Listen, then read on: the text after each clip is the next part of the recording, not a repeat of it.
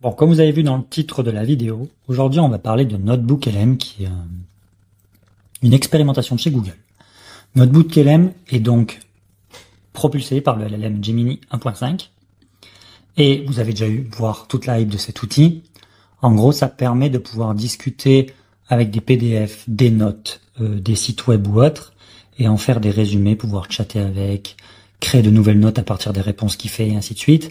Et la dernière feature qui est celle qui a vraiment fait buzzer l'outil, c'est la création de podcasts uniquement en anglais. Mais pour ceux qui n'ont pas encore entendu parler de cet outil, ce qu'on va faire, c'est qu'on va aller l'utiliser par nous-mêmes. Donc vous voyez, on peut uploader des images, des PDF ou autres, et ensuite discuter avec. La chose intéressante de cet outil, c'est qu'on voit jusqu'où on peut pousser un LLM, et je pense que cette expérimentation de Google va permettre de nous montrer dans quelle direction on peut aller pour créer des outils autour des LLM et surtout autour des notes, des PDF ou autres, parce qu'on l'a tous vécu, on nous envoie des documents sans fin par mail et personne en fait les lit. Donc on se connecte, j'ai déjà fait un petit test par rapport à des GPTs, mais on va en créer un nouveau ensemble. Donc ça c'est la page de l'interface. Donc on peut créer ce qu'ils appellent des notebooks, c'est là où on stocke toutes nos notes, nos PDF, des liens vers des URL et ainsi de suite. Eux ils en ont quelques-uns en exemple, mais c'est pas le plus intéressant. L'interface simple, basique. Donc sans plus tarder, on va créer notre premier notebook.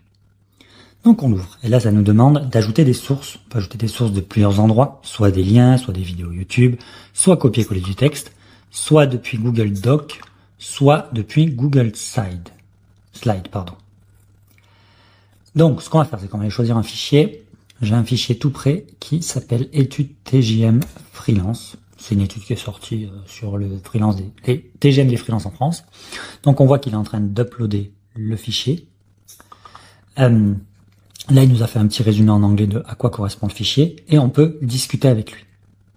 Par exemple, dans quel métier les TGM sont les plus élevés. On lance. Là, il va aller checker nos documents. Il y en a qu'un, mais on peut y en mettre plusieurs. Il prend le temps de répondre et il va nous sortir une réponse. Voilà. Donc il se base en disant par rapport au TGM, et pour lui c'est Product Owner. Et si on fait 1, il ouvre automatiquement le PDF à la source. Ça c'est trop bien je trouve. La source de son sujet.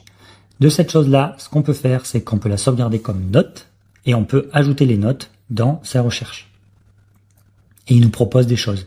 Aide-moi à comprendre cette note, sois critique envers cette note, suggère des idées relis en relation avec cette note, Et il va gérer des idées en relation avec cette note. Donc il propose des choses. On n'est pas là pour analyser le document et voilà l'idée. Ce qu'on peut faire aussi, c'est ajouter d'autres documents. La règle est que on peut ajouter jusqu'à 50 sources. Comme vous voyez, j'en ai qu'une. Donc on peut mettre des sites web, des chaînes YouTube, comme j'ai dit, copier du texte ou sauvegarder notre propre document. Et vu que c'est Google, récupérer des documents de slide ou de doc. Ensuite, il existe une autre option. Il suffit de cliquer sur Notebook Guide. Et comme on voit, c'est Audio Overview. On le génère, il prend un peu de temps à le générer, par contre il le génère uniquement en anglais, et vous allez voir ce que ça donne. Ça donne un petit podcast entre deux personnes qui interagissent, un homme et une femme, les voix sont super intéressantes, et ils parlent en fait de nos documents. Pour quelqu'un qui est plus, qui enregistre plus des choses en écoutant des podcasts web, par exemple en allant courir, en allant faire du sport, en faisant la vaisselle, plutôt que de prendre un pavé en PDF et le lire, ou un e-book ou autre, je trouve ça super intéressant parce que comme ça, ils font un petit résumé et on a les informations clés avec un petit podcast, comme si on écoutait un podcast de deux intervenants qui discutent d'un sujet ou d'un autre. Là, aujourd'hui, je fais très simple avec qu'un seul document, mais on peut faire jusqu'à 50 documents. Donc, imaginez que vous avez un rapport à faire sur plusieurs PDF, plusieurs Google Docs, plusieurs ainsi de suite. Vous prenez tout dans tous au même endroit. Vous demandez à Notebook PDF de vous aider à comprendre les tenants et les aboutissants du sujet, à générer un petit podcast pour avoir les grandes idées clés de ce projet-là. Et ensuite, il le fait. Il faut savoir que la génération prend un peu de temps, mais on peut quitter la page et revenir. Donc, ce que je vais faire, c'est que je vous reprendrai quand la génération sera terminée. Comme vous voyez, le podcast a été généré. Donc, en gros, je vais pas vous mentir, ça a pris bien une dizaine de minutes. Ça a généré un petit podcast de 17 minutes. En moyenne, c'est entre 10 et 20 minutes. J'ai jamais vu plus gros. Après, j'ai jamais analysé jusqu'à 50 fichiers, donc je sais pas s'il peut faire beaucoup plus long que ça. Je vais vous faire écouter le podcast. Vous allez comprendre. Par contre, c'est qu'en anglais. Aujourd'hui, du moins, c'est qu'en anglais, mais je pense que, vu la hype de l'outil, Google, dans pas très longtemps, va nous le proposer dans d'autres langues. Okay, so you're ready to jump into the French freelance IT market. Well, get ready because we're diving deep into the data. Oh, exciting. With this Etude de TJM Fight Freelance 2024. Okay, so for those of us who haven't quite mastered French yet. It means study of daily rates. Thank you. And this report from Fight Freelance. They're pretty legit, right? Oh yeah, the experts. They've combined data from all these real client projects, candidate interviews, their own internal treasure trove, even with...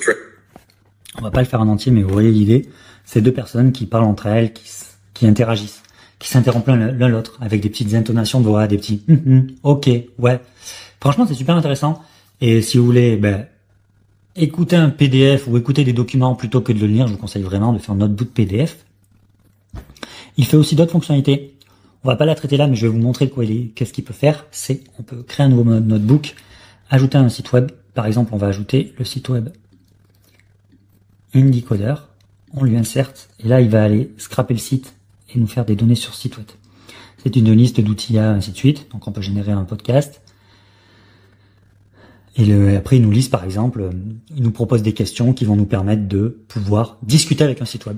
C'est plutôt intéressant. Des fois, c'est pas forcément utile. Là, je voulais juste, vous montrer un site web qui est le mien, qui est Indicoder. Si vous voulez y avoir accès, c'est très simple. Il suffit de prendre le premier lien en description. Maintenant, je vais prendre un peu de recul sur notre bout de PDF. Et pour moi, il y a des avantages et des inconvénients. C'est vraiment une évolution sur la manière dont on peut interagir avec des PDF, interagir surtout avec des LLM, voir que c'est pas juste un chat, une discussion conversationnelle avec un utilisateur. On peut aller beaucoup plus loin. On peut aller beaucoup plus loin que ça, tu vois. C'est une discussion, en plus on crée un podcast. On peut lui importer beaucoup de fichiers. Et comme il a un contexte énorme, Gemini 1.5 Pro, on peut lui importer énormément de fichiers. Franchement, c'est super intéressant. Deuxième avantage, c'est une fonctionnalité plutôt grand public, plutôt pour des chercheurs, des étudiants ou autres qui ont beaucoup de documents à traiter. Donc on voit une fonctionnalité un peu plus grand public proposée par un des gros du secteur, et pas des petits indie hackers sur le côté, mais c'est super intéressant. Mais pour la première fois, on a une entreprise qui va plus loin que juste ChatGPT. Je dis ChatGPT parce que c'est le plus connu, mais vous voyez ce que je veux dire. Google avec son Gemini, c'est juste une interface de chat. Claude, c'est pareil. Mistral avec le chat, c'est pareil. Hugging Chat, c'est pareil. Là, on va un peu plus loin. C'est un peu niché parce que c'est pas tout le monde qui a besoin de traiter des gros volumes de données, des gros volumes de PDF, de documents, de sites web ou autres. Mais vous voyez le cas d'usage. Personnellement, je pense pas que je l'utiliserai souvent, mais je vois déjà des petits cas d'usage où je vais déjà l'utiliser. C'est surtout la fonctionnalité podcast qui me permet vraiment, plutôt que de lire un PDF sans fin, je lui balance le PDF et je lui demande de me faire un résumé en podcast. Ça. Maintenant, les points négatifs. Premièrement, on n'utilise que Gemini 1.5 Pro, qui pour moi est dommage. Je pense que j'aimerais bien avoir des concurrents avec des modèles comme Claude, comme Llama 3, comme n'importe quel modèle de OpenAI, GPT-4o, One Preview, ainsi de suite. J'aimerais bien avoir d'autres modèles plutôt que Gemini 1.5, même si Gemini 1.5, dans ce cas d'usage-là, il répond parfaitement aux besoins. Mais j'aimerais bien avoir le choix de choisir mon modèle si je le souhaite, ou voir des concurrents sortir le même feature que NotebookLM, mais avec d'autres modèles. Et l'autre feature, qui pour moi est dommage, je trouve, mais c'est vraiment un petit point parce que je titille, c'est que il est pas mobile friendly du tout. Il marche sur le téléphone, il n'y a pas de problème, on peut arriver à fonctionner, mais l'interface, elle n'a pas été pensée pour. Elle a vraiment été pensée que pour des stops, et les téléphones, on laisse de côté. Alors qu'aujourd'hui, il y a quand même une bonne partie des gens, ils interagissent avec les téléphones, et surtout, ce que je vois vraiment, c'est pour écouter un podcast. Moi, personnellement, je le fais en marchant, en courant, en faisant du sport. J'ai pas envie d'allumer mon ordi à côté et de lancer le podcast. Je sais, on peut télécharger le podcast et l'installer sur notre téléphone. Mais aujourd'hui, qui fait ça? Donc, autant l'avoir sur son téléphone, lancer l'application NotebookLM et écouter l'application au site web NotebookLM et écouter le podcast en faisant du sport, tout simplement. Ou en faisant la vaisselle, ou en courant, et ainsi de suite. Ce cas d'usage-là, je trouve qu'il est pas foufou. Il n'a pas été bien pensé. Je pense que le site, ils sont en train de l'améliorer, ça, j'ai aucun doute là-dessus. Mais pour moi, c'est un point négatif. Un dernier petit point, où je saurais pas dire si c'est positif ou négatif, mais pour moi, ce genre de LLM, de fonctionnalité de LLM, c'est-à-dire lui faire comprendre une large base de documents et interagir avec en discutant, en faisant des recherches ou autre, il nous fait en fait en gros un énorme moteur de recherche, on va dire, de manière très basique. Avoir fait une application à part, c'est un peu dommage. Elle aurait pu être intégrée à Google Doc, à Google Drive.